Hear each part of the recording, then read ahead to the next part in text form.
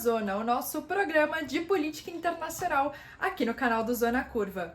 Eu sou a Giovana Branco, mestre em Relações Internacionais e doutoranda em Ciência Política, e hoje eu tô aqui para falar sobre 4 assuntos que ficaram muito relevantes nos jornais do mundo inteiro durante esses últimos dias. E hoje eu vou começar falando sobre a relação entre a OTAN e os Estados Unidos. Durante 74 anos, a OTAN foi a principal aliança militar dos norte-americanos. Mas, com a possibilidade do retorno do Donald Trump à presidência dos Estados Unidos, isso não é mais uma certeza absoluta. Já durante o primeiro mandato dele, à presidência dos Estados Unidos, o Trump já tinha deixado claro algumas desavenças que ele tinha em relação à organização do Tratado do Atlântico Norte, que é uma organização militar defensiva que surgiu no contexto da Guerra Fria. A ideia desses aliados, que são basicamente Estados Unidos, Canadá e alguns países da Europa Ocidental inicialmente, e agora da Europa do Leste também, de se unirem contra uma ameaça em comum.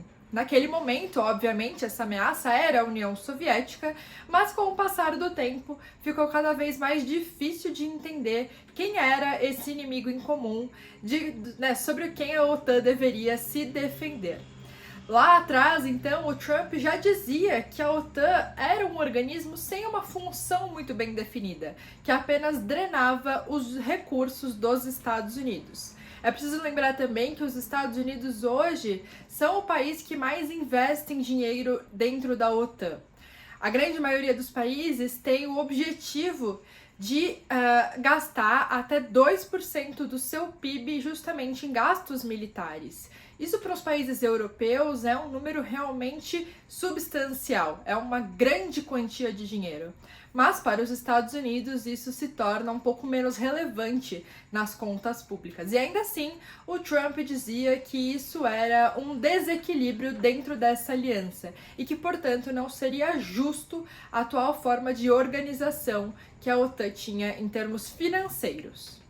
Além disso, o ex-presidente também dizia lá no passado que os recursos norte-americanos eram usados pela OTAN em missões sem sentido em relação aos interesses nacionais dos Estados Unidos e que esses recursos poderiam ser realocados em questões que fizessem mais sentido para os interesses geopolíticos nacionais dos Estados Unidos.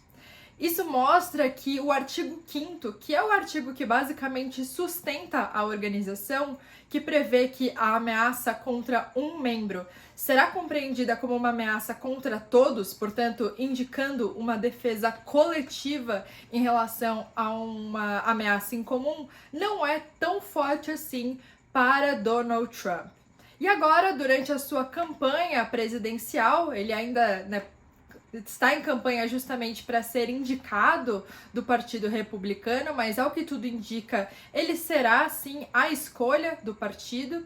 E já na sua campanha ele retoma esse tema, mencionando justamente o quanto que a OTAN deveria ser reavaliada, tanto em termos das suas operações, quanto também em relação à sua missão de ser no sistema internacional.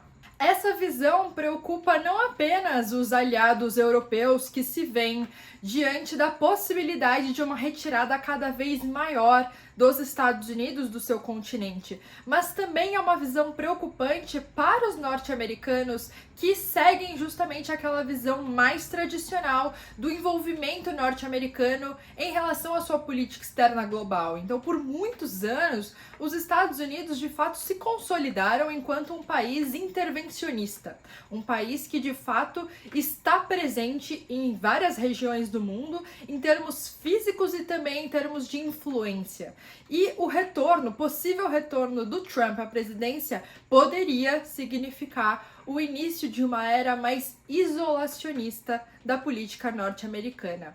Toda a campanha do Trump e também o seu primeiro mandato presidencial estão baseadas na ideia de que a América viria em primeiro lugar e que, portanto, seria necessário olhar primeiro para dentro ao invés de olhar para fora.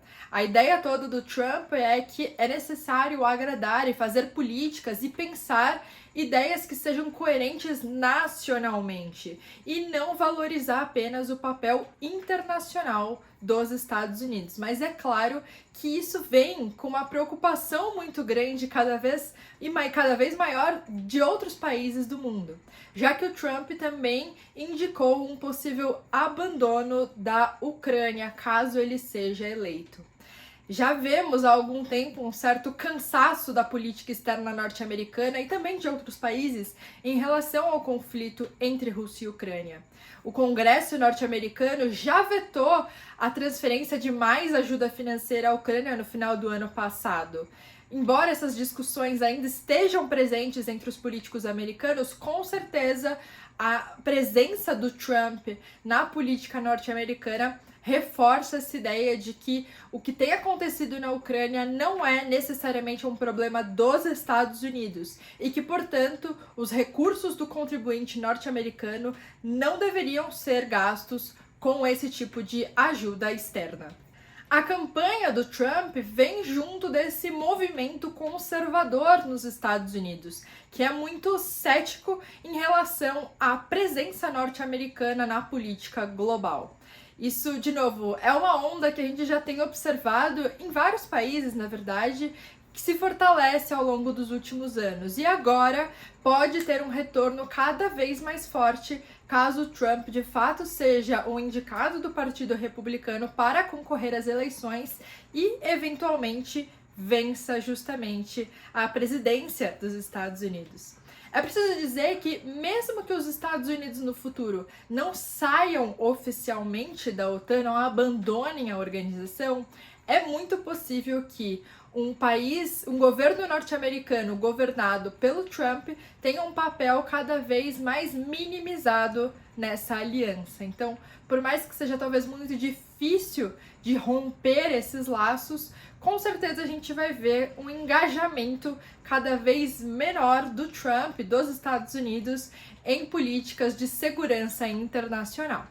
O vídeo de hoje foi esse, eu espero que vocês tenham gostado desses temas. Se surgir qualquer dúvida sobre esses assuntos, não deixem de comentar aqui. E a gente se vê no vídeo da próxima semana. Até mais!